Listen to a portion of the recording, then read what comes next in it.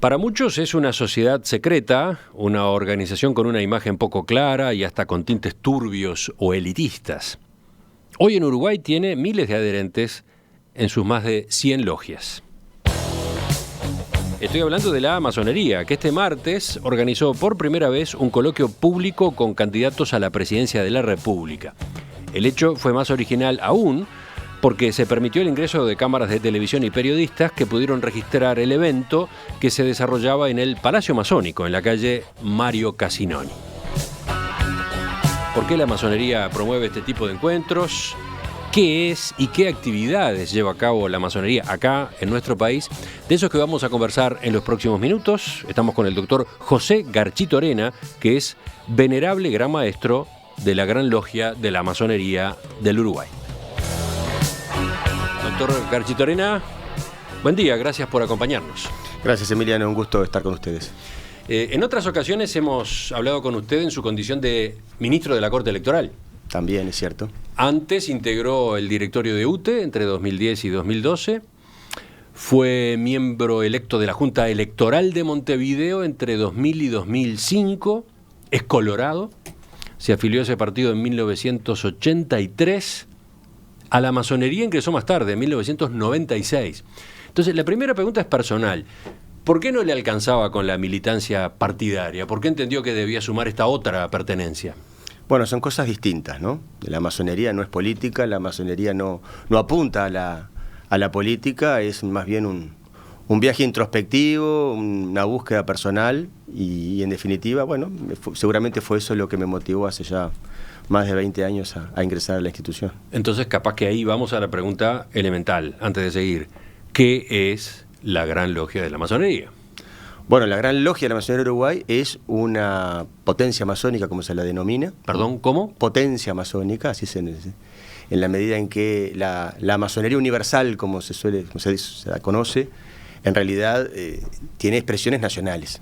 En cada país hay una potencia masónica, una institución masonería, soberana, independiente de las demás, que realizan las mismas actividades en todo el mundo, persigue el mismo propósito en todo el mundo. La masonería nació en Londres en 1717. Exactamente, tal como la conocemos, nació allí. Y la Gran Logia de la Masonería de Uruguay nació en 1856. Exactamente.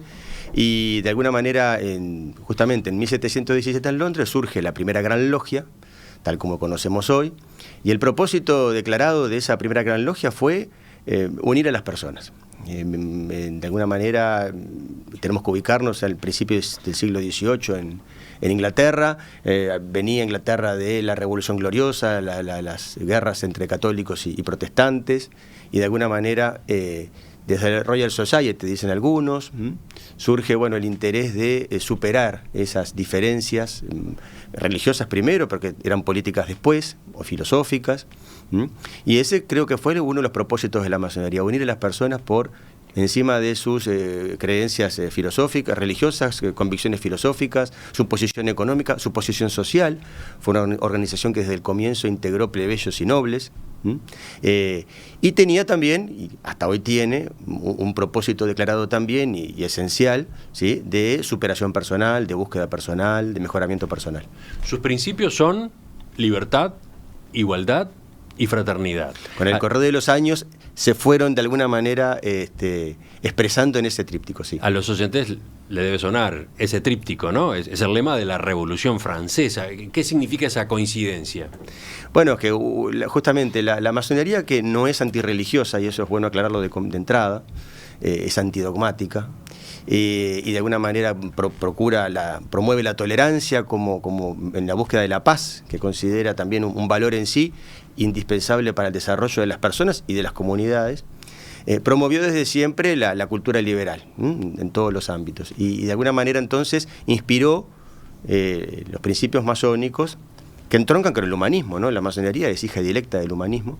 Entronca inspiró los movimientos revolucionarios, digamos, que vinieron a cambiar el antiguo régimen. Y abrieron cauces de democracia, de Estado de Derecho, de derechos humanos. De alguna manera todo surge inspirado justamente en los principios y valores que la masonería promueve hasta hoy.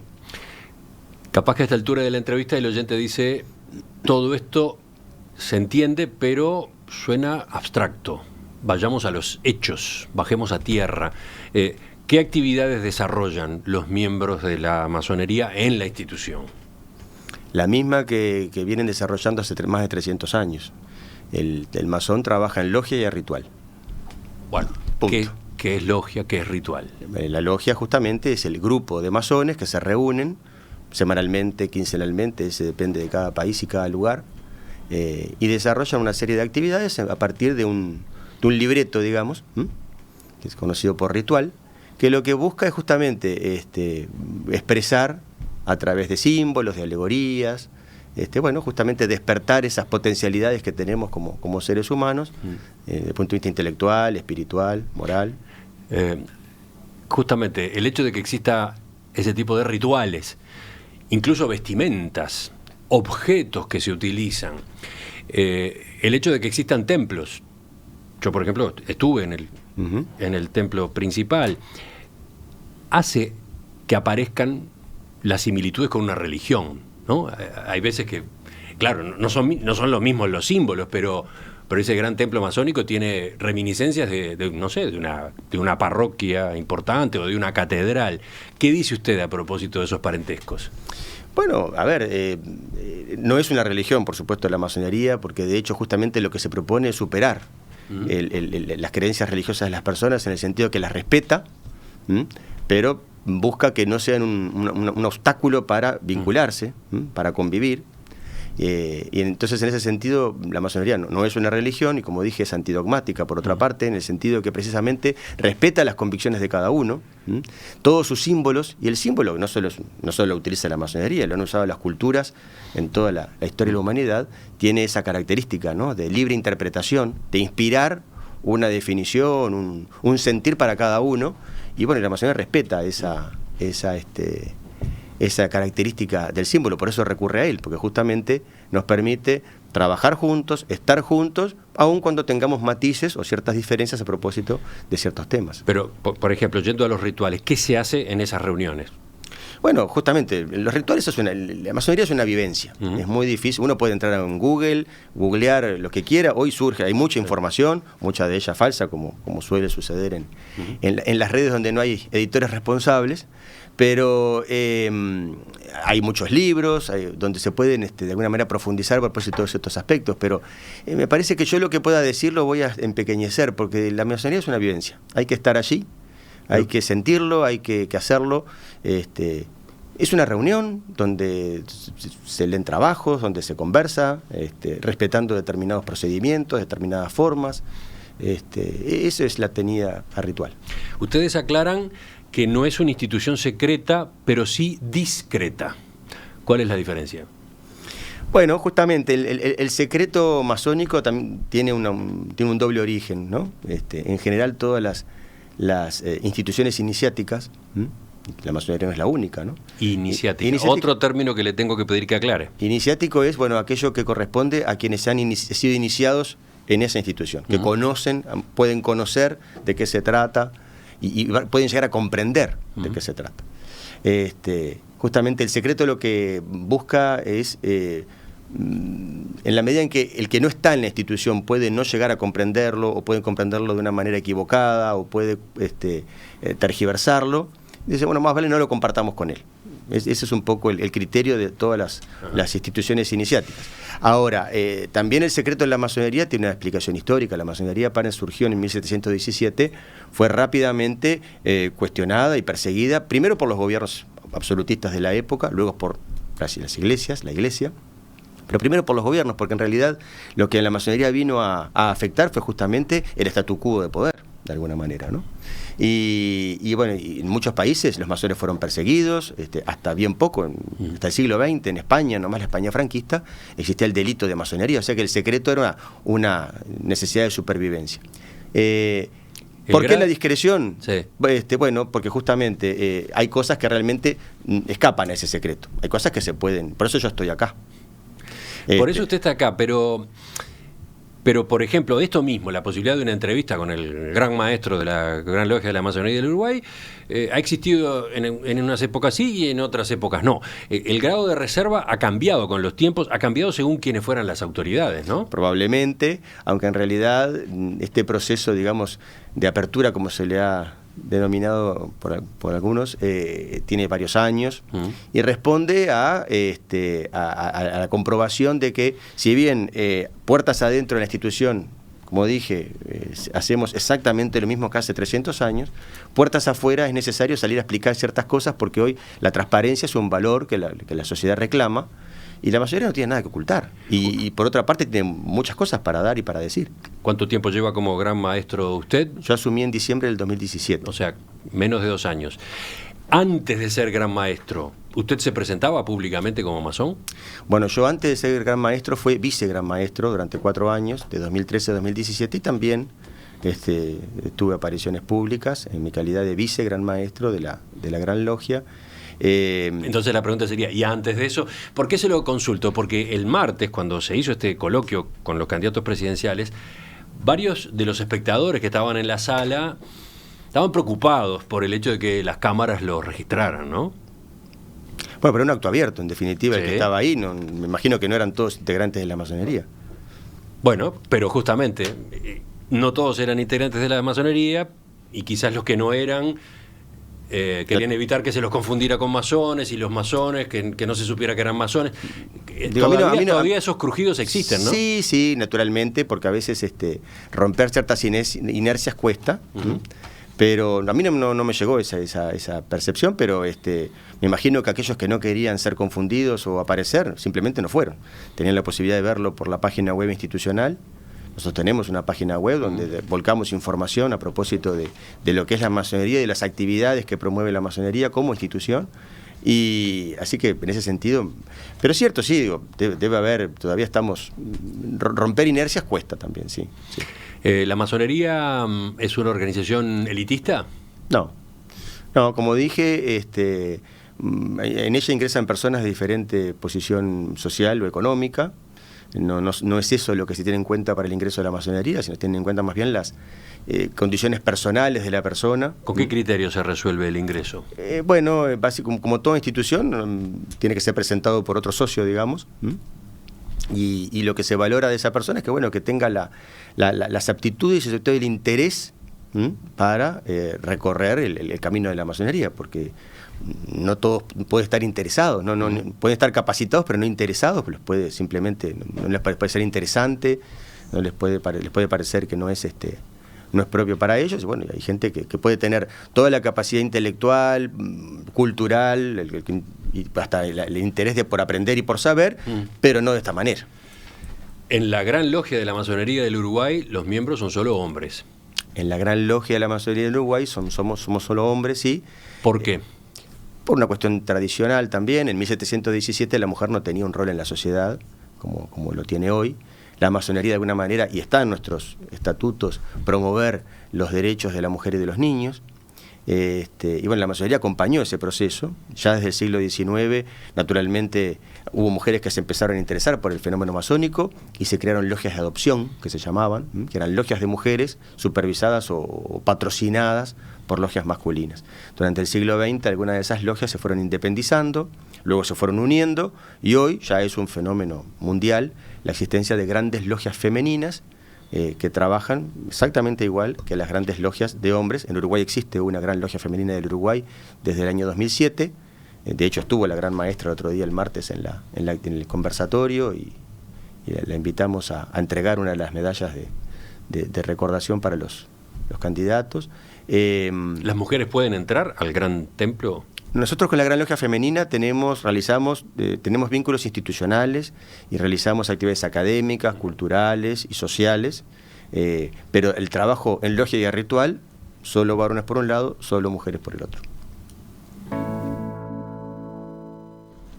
La masonería es un grupo de presión, es una plataforma, un trampolín para acceder a posiciones de poder.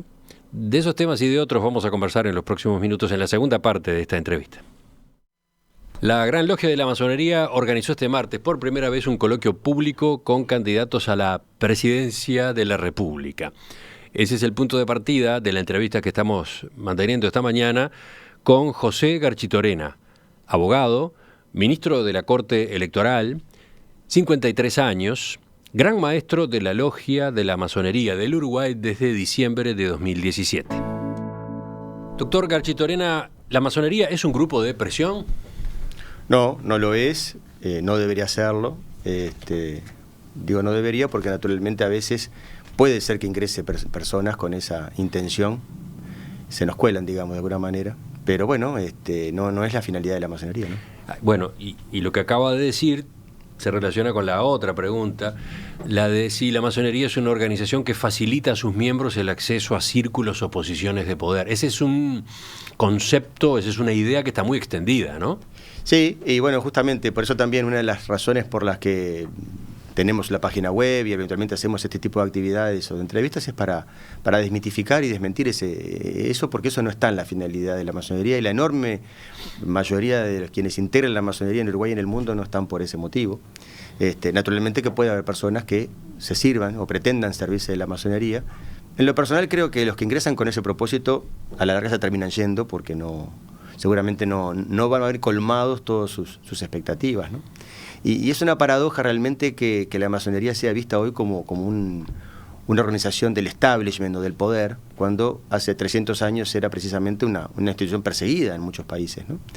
Yo creo que la masonería ha sido víctima de su propio éxito, porque de alguna manera en el correr de este tiempo ha logrado justamente plasmar y consagrar aquellos que eran sus objetivos, que eran los regímenes democráticos, los derechos humanos, el Estado de Derecho, la libertad, como un valor aceptado por todos y anhelado por todos. Y de alguna manera entonces hoy la masonería refleja y es custodio de lo que es ya de alguna manera común en el mundo.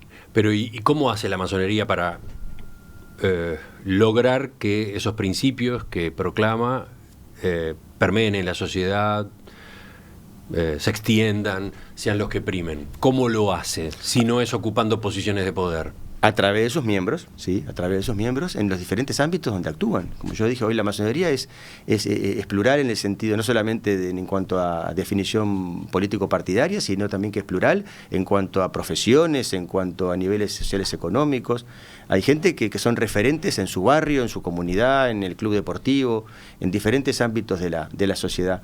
El masón, naturalmente, seguramente, una de las características del masón es que tiene cierto rasgo de liderazgo o pretende tenerlo, en el sentido que tiene vocación de hacer.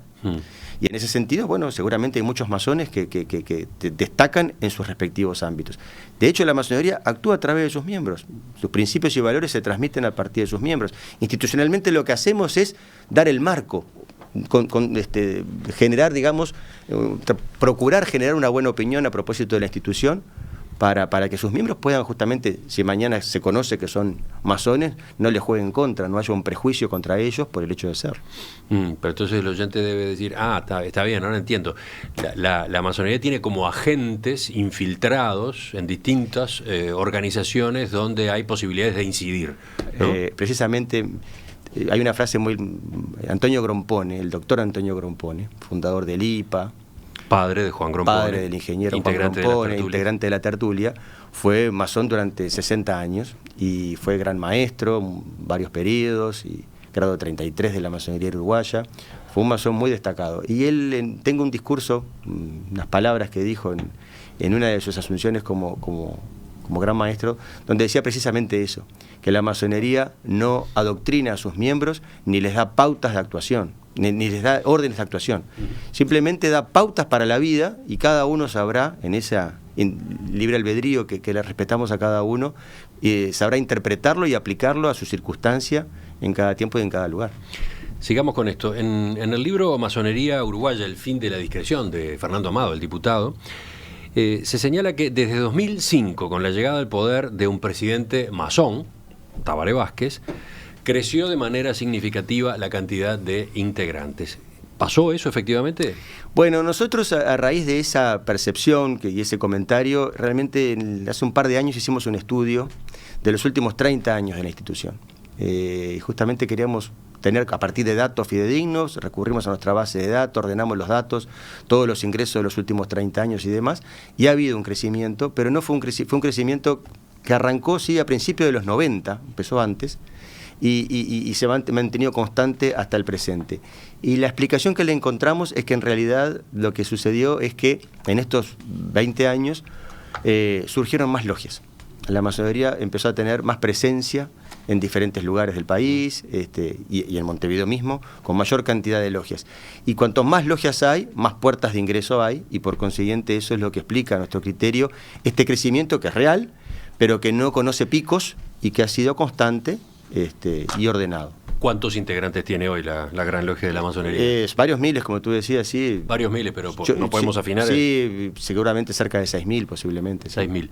Y aparte está la masonería femenina. Y aparte está la masonería femenina, sí. ¿Y alguna otra vertiente?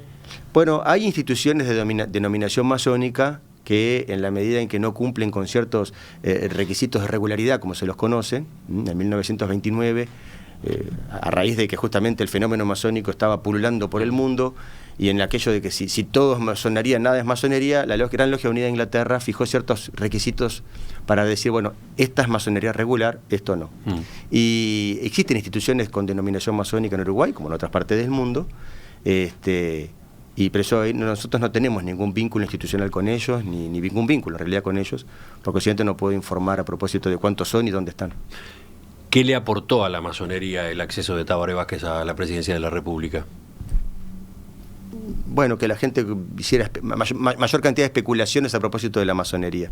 Nuestro vínculo con el presidente Vázquez ha sido el mismo que hemos tenido con todos los presidentes de la República desde siempre, desde el retorno a la democracia. Incluso todos los presidentes han sido invitados y han concurrido a la Gran Logia a disertar a propósito de temas por ellos elegidos, y tenemos un vínculo institucional y de respeto. La masonería respeta naturalmente el régimen político del país en que actúa, procurando que sea naturalmente democrático y liberal. ¿Él ha continuado participando de su logia? Bueno, a veces, como todos, quienes tienen cargos de responsabilidad, o ya sea política o empresarial, cada uno marca sus tiempos en masonería. La masonería no nos exige que estemos, cada uno sabe cuándo puede ir, cómo puede ir, en función de su... Somos personas que trabajamos, tenemos familia, tenemos actividades que desarrollar. No, pero es interesante saber si un presidente en funciones continúa asistiendo a una logia. No, el presidente Vázquez es el tipo que... No, yo no lo he visto, la verdad, en los últimos años, más que institucionalmente, esa es la relación que he tenido con él, pero creo que él mismo se ha referido a este tema, así que no me corresponde a mí hablar del tema. Y otro aspecto en este terreno de la masonería y el poder. En las Fuerzas Armadas suele hablarse de pujas de poder entre oficiales masones y oficiales pertenecientes, por ejemplo, a la logia Tenientes de Artigas. El tema apareció hace unos días, hace 2 semanas, aquí en Perspectiva, en una entrevista con el expresidente José Mujica, cuando yo le preguntaba por el liderazgo del general Guido Manini Ríos. Vamos a escuchar ese fragmento. ¿Cómo analiza usted el fenómeno de Cabildo Abierto? No lo analizo, déjelo por otro día, es largo, es otra cosa. No, pero da para bastante, teniendo en cuenta, por ejemplo, yo qué sé, la afinidad que hubo entre Eleuterio Fernández Huidobro y Manini, ¿no? Fue Eleuterio Fernández Huidobro quien lo promovió como comandante en jefe del ejército. Bueno, hay varios dirigentes tupamaros que han tenido su cercanía con él. No es así. Lo que pasa es una cosa. No hay tal simpatía, ni tal antipatía, ni nada por el estilo. En el ejército se funciona por logias. Sí. ¿Ah? Y en los últimos años, en las Fuerzas Armadas, hay un aluvión de gente que se inscribe en la masonería. Uno no sabe si es con intenciones de ascender o algo por el estilo. Cuesta mucho encontrar uno que no sea. ¿Ah? Sí. Bueno. ¿Y entonces? Pero a Manini no se lo ubica en la masonería. No, claro, cuesta mucho encontrar uno, por eso fue elegido, nada más. Sí, pero a su vez se lo vincula con la logia Tenientes de Artigas, con la cual... Bueno, eso apareció después. Con la cual una parte del MLN tuvo su relación en su momento. ¿Qué dice a propósito de estos comentarios del expresidente Mujica? Lo escuché en su momento y realmente... hasta preocupante si fuera cierto, ¿verdad? Pero dijo que cuesta encontrar algún oficial que no sea masón. Como que ha habido un empuje enorme de Yo no conozco la oficiales en interna de masonería. las Fuerzas Armadas y realmente me preocuparía que los gobiernos de turno se guiaran en función de esa pertenencia en cuanto a las designaciones. Como me preocupa también que se haya designado a alguien porque no tenía determinada afiliación. Bueno, esa es la explicación que dio Mujica. Yo no la había escuchado Pero hasta bueno, ese momento. uno se imagina que lo que se tiene en cuenta son justamente los antecedentes profesionales, la trayectoria y demás. Pero, como digo, la masonería no tiene por finalidad ocupar espacios de poder, ni está llamada a ese propósito. Pero usted conoce todo lo que se especula Sí, a por propósito supuesto. de masones en las Fuerzas Armadas. Sí, por supuesto, se dicen muchísimas cosas. Yo también tengo entendido que la Logia de Tenientes de Artigas surgió en realidad en los años 60 como una reacción contra los militares de filiación ballista y liberal. Y por eso es más bien se la vincula como una organización, un grupo más bien de filiación nacionalista y católica tal vez, no sé. Pero en definitiva... conozco lo que trasciende en la prensa, yo no estoy en esa interna, no la conozco, y como gran maestro no hago ninguna gestión tampoco en ese sentido, así que no puedo. ¿Pero por qué se agruparían los oficiales que a su vez pertenecen a la masonería dentro de las Fuerzas Armadas? Habría que preguntarle a ellos, yo no conozco la interna ¿El militar. tema no aparece en las reuniones de ustedes, o en logias, o en la directiva misma? El trabajo en logia, una de las que hace de la regularidad, que hablábamos hace un rato, es justamente que no se discute, no se debate de política partidaria ni de religión. Ah, ese es un punto Es importante. un punto importante. ¿No se discute coyuntura, por ejemplo? No se discute coyuntura. Ajá. ¿Tá? La masonería lo que puede hablar es de temas de coyuntura, los efectos de informar, pero no discutir, porque en definitiva, como digo, la masonería no adoctrina ni procura alinear a todos sus integrantes en una posición o en la otra. Entonces, lo que sí hacemos, y lo hacemos muy seguido, sí, es informar a propósito de todos los temas que ocurren en la sociedad y tratar de encararlos y analizarlos desde el punto de vista de los principios y valores de la masonería. Pero no entramos en la disquisición, en el debate público, ni justamente está expresamente prohibido debatir o de cuestiones partidarias o de religión, ¿m? Lo que no quiere decir que no se aborde el fenómeno religioso, pero no se puede discutir sobre religión. ¿No se puede discutir logias. en las logias? En las logias. Ah, no existen ese tipo de discusiones. No, porque se respeta la religión de cada uno, o que no la tenga. Pero, ¿y usted como autoridad, las autoridades de la Gran Logia, no llegan a considerar situaciones como estas que aparentemente se dan en las Fuerzas Armadas? Ya a otro nivel, como institución, al frente de la institución. Como digo, nosotros no somos ni un grupo de poder, ni nos metemos en la política partidaria, ni estamos en esos temas. Nosotros, nuestro propósito es justamente, y es lo que estamos pretendiendo hacer con todas estas actividades que se están desarrollando, es promover determinados principios y valores que después cada uno los bajará a tierra y los traducirá de acuerdo a su interpretación, en sus circunstancias y en su lugar. Ustedes, venerable gran maestro. Preguntaban algunos oyentes hace un rato cómo se llega a un cargo como ese. Empecemos por puntualizar, no es una profesión, usted no es un maestro en el sentido clásico, en el sentido tradicional, ¿no? Venerable gran maestro, ¿qué es eso? ¿Cómo lo define? Bueno, para traducirlo soy el presidente de la Asociación Civil Masonería del Uruguay. Y ocupo ese cargo porque fui electo para ese cargo. En la masonería hay elecciones muy similares a las que puede haber en las que hay en el país. Y bueno, cada 2 años votamos y elegimos a nuestras autoridades. Y a mí me eligieron en el año 2017. ¿Y por qué se le pone el adjetivo venerable al frente? Son denominaciones que se utilizan, varía de país en país, serenísima o serenísimo o muy respetabilísimo. Son términos que procuran dar la impresión, bueno, justamente de que son personas que tienen que tener cierta actitud y cierta ponderación, y habla de la dignidad de su cargo. Enseguida venimos con la tercera y última parte de esta entrevista con el doctor José Garchitorena, presidente de la Asociación Civil Gran Logia de la Masonería del Uruguay, decía recién. Es que, bueno, aparte es una asociación civil, ¿no? La masonería en Uruguay tiene personería jurídica desde 1882. Ahí está. De esa asociación civil es presidente, de la organización como tal, el cargo es venerable gran maestro. Vamos a ver esta actividad que desarrollaron esta semana, por qué la llevaron a cabo. Doctor Gachitorena, preguntas de los oyentes, como se imaginará, una cantidad. Durante la pausa aprovecho a mirar la bandeja de entrada y quedo abrumado por todo lo que están planteando los oyentes. Elijo una pregunta.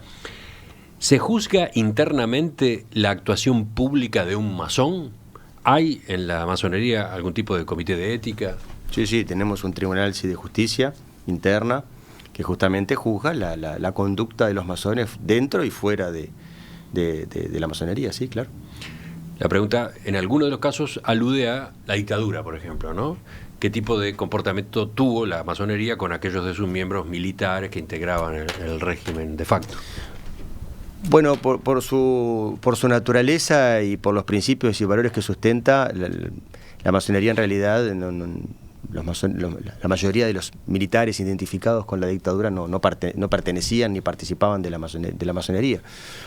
Por supuesto sí que había militares, y bueno, en ese sentido la masonería lo que primero que procuró fue sobrevivir a una institución que promueve justamente los principios del liberales, democráticos, republicanos. En esos años tuvo que, de alguna manera, asegurar primero permanecer abierta.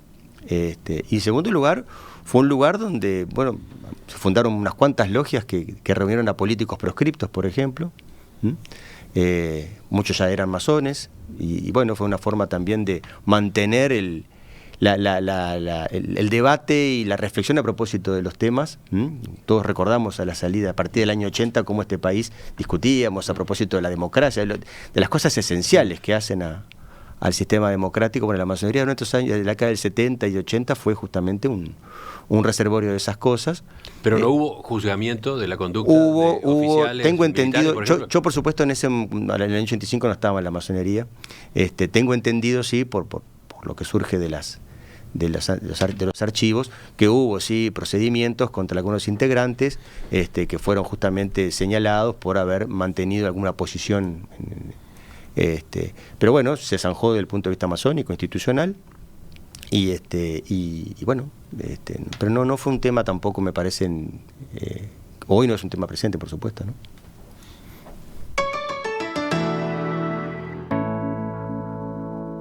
En todos los periodos electorales, la Gran Logia de la Masonería organiza entrevistas con los candidatos a la presidencia. En esta oportunidad resolvió otra cosa, organizar coloquios abiertos, con invitados y con presencia de la prensa, que accede y registra el evento. El martes se desarrolló el primero, con los candidatos del Frente Amplio, el Partido Nacional, el Partido Colorado y el Partido Independiente, y está planificado otro con más candidatos. ¿Por qué esta modalidad? Bueno, nos pareció que era importante escuchar la opinión de los candidatos a propósito de temas que no están en la agenda cotidiana, pero entendemos tienen que ser el sustento y el contexto de la agenda cotidiana. ¿Cuáles son esos temas? ¿Fueron Por eso, los tres que se le plantearon? Nosotros planteamos 3 ejes en este conversatorio, que es pensar el Uruguay desde la libertad, desde la igualdad y desde la fraternidad.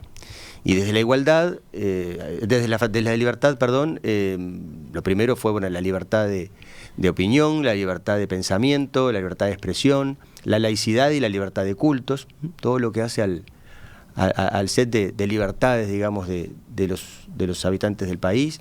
Desde la igualdad, fundamentalmente nos preocupaba la igualdad de oportunidades y la educación como motor de ascenso social y de mejoramiento social. Y desde el punto de vista de la fraternidad, en particular, hicimos foco en la convivencia y en la integración de la sociedad, en tiempos de interculturalidad, ¿no? Y más en estos momentos donde el Uruguay está recibiendo migrantes de diferentes países, de América en particular, y bueno, y donde con preocupación vemos a veces algunos brotes de cierta xenofobia, ¿no? Usted dijo durante su intervención, al abrir el acto, que desde que se creó la masonería en Uruguay en 1856, está empeñada en unir a las personas y en romper los moldes que de múltiples maneras condicionan la libertad de conciencia y de pensamiento, limitando la inagotable capacidad del ser humano de crear en los campos material, intelectual y espiritual. Allí estaba definiendo de alguna manera a la masonería uruguaya. Y eso refiero que la masonería, decía hoy, es antidogmática precisamente, ¿no? Porque lo que busca es que cada uno tenga la libertad de reflexionar, de pensar y de elaborar sin ningún tipo de condicionamientos, que a veces no son solamente ideológicos o religiosos, sino también a veces pueden ser materiales también, ¿verdad? Y dijo también: la democracia y los valores humanistas están siendo cuestionados por los populismos de izquierda y de derecha y por las corrientes teocráticas y fundamentalistas que en muchos casos no dudan en recurrir al terrorismo. Allí, en ese planteo, ¿no hay de algún modo un posicionamiento político? No, en todo caso un posicionamiento filosófico. Y la masonería es una institución esencialmente filosófica que, como digo, entronca con el humanismo y reivindica de él justamente su centralidad en el ser humano y todo lo que hace a su libertad y a su desarrollo de cada individuo, ¿verdad? En ese sentido, entonces, naturalmente, la masonería tiene toma parte, digamos, en el debate, en el sentido que se afilia en el sistema democrático, liberal democrático, así como también está en el estatuto de la masonería del Uruguay, promover la educación laica y liberal democrática. O sea que, en definitiva, es un posicionamiento filosófico, no político ni partidario, ni menos partidario. En la campaña electoral, abstinencia absoluta, independencia total con respecto a los partidos y a los candidatos. Absoluta. De hecho, la masonería es plural, como dije. Hay integrantes que votan todos los partidos y militan en todos los partidos, así que, en definitiva... Entre los invitados, entre los oradores del martes, había un locatario. Todos eran locatarios, como le dije. Daniel Martínez es masón, ¿no? Todos eran locatarios porque, en definitiva, la finalidad no era escucharnos entre los masones, sino justamente escucharnos entre todos. Y ese fue el objetivo, ofrecer a la masonería como un ámbito de encuentro, un ámbito donde se puede discutir sobre los temas esenciales, no a los temas que hacen a la coyuntura, en un ámbito justamente distendido, de confianza, donde realmente uno puede expresarse con total libertad y ser uno mismo, ¿no? Eso es la masonería. ¿Qué dejó? ¿Sirvió? ¿Sacaron ya una evaluación? Sí, la verdad que quedamos muy contentos porque si algo quedó claro el otro día es que por lo menos entre los candidatos que participaron, estoy seguro que los que van a ir posiblemente en las próximas semanas, y hay una coincidencia en cuanto a la necesidad de que el debate político tiene que desarrollarse justamente en el cauce democrático republicano, liberal, de derechos humanos, de Estado de Derecho. Creo que ese es justamente el sustento que nos da. El hecho de que se realizara, y creo que alguno de los candidatos habló, en este país no hay grieta, dijo uno de ellos, lo demostró el hecho de que, bueno, estuvieran los cuatro sentados allí, muy distendidos, conversando a propósito de estos temas. Capaz que esto no sería posible en otros países, ¿no? Donde justamente la grieta, como se le llama, genera divisiones que llegan hasta el odio a veces, ¿no? Viene entonces ahora después una segunda reunión con los candidatos que no estuvieron en la primera. Sí, originariamente después de la interna yo les mandé una nota de salutación, de felicitación a los 11 candidatos que hay a la presidencia de la República e invitándolos a participar del conversatorio. Y por una razón de organización, les comentaba que habíamos fijado un criterio que era hacer un primer conversatorio con los candidatos de los partidos que obtuvieron representación parlamentaria en 2014 y un segundo conversatorio con los partidos que no la obtuvieron o que fueron creados en estos últimos años. Y ahora estamos organizando este segundo conversatorio, estamos viendo a ver qué voluntad hay de parte de los demás candidatos para participar. ¿Alguien dijo no? Por ahora nadie dijo no. Faltó Unidad Popular en la reunión de esta semana. Sí, el maestro Abella había confirmado su presencia, yo personalmente hablé telefónicamente con él en un par de oportunidades, pero faltando un par de días nos comunicó que, bueno, lo que se comunicó el otro día en el evento, que por razones de agenda que no se habían percatado, que se superponía con otra actividad y que se disculpaba de participar. Pero sí, en principio no estuvo invitado y había confirmado en principio su presencia. ¿Qué actividades tienen previstas de ahora en adelante en esta misma línea de apertura que se está impulsando? Bueno, la más cercana ahora es el 20 de septiembre próximo. Nosotros todos los años, desde hace unos cuantos años ya, venimos celebrando el Día de la Libertad de Pensamiento, y entregamos un premio que recibió este programa años atrás. Sí, Perspectiva. Sí, estaba por mencionarlo, sí, tuvimos el honor de ser galardonados, por la tertulia en particular, ¿no? Exactamente, y bueno, y este año el premio, el 20 de septiembre, va a haber un acto también en el Salón Confraternidad Americana, Nosotros desde el año 2015 contamos con este salón de actos, que justamente lo levantamos, lo construimos para ser una ventana de la masonería hacia la sociedad. Nosotros antiguamente veníamos trabajando o en el Ateneo o en el Teatro de Rivera, Municipal de Rivera, como hicimos también una entrega en alguna oportunidad o en alguna otra sala. Pero bueno, ahora tenemos nuestra propia sala, nuestro propio salón de actos, y es allí donde el 20 de septiembre entonces vamos a celebrar el Día de la Libertad de Expresión del Pensamiento y le vamos a entregar el premio de este año al doctor Leonardo Guzmán. Sí, los oyentes lo ubican, ¿no? Abogado penalista. Abogado penalista. Bueno, director del diario El Día en una época, periodista que sigue escribiendo su columna en el diario El País. Exactamente. Un hombre que dirigente político, por otro lado. Fue ministro de Educación y Cultura. Pero por sobre todo creo que es una persona muy consistente y consecuente en la prédica por el Estado de Derecho, por la libertad. Realmente un hombre de una cultura vastísima que ha hecho causa de estos temas y por eso entonces hemos decidido este año premiarlo por su labor. José Garchito Arena, gran maestro de la Gran Logia de la Masonería del Uruguay. Le agradezco que nos haya visitado esta mañana. Volvemos a conversar en cualquier momento. Con muchísimo gusto.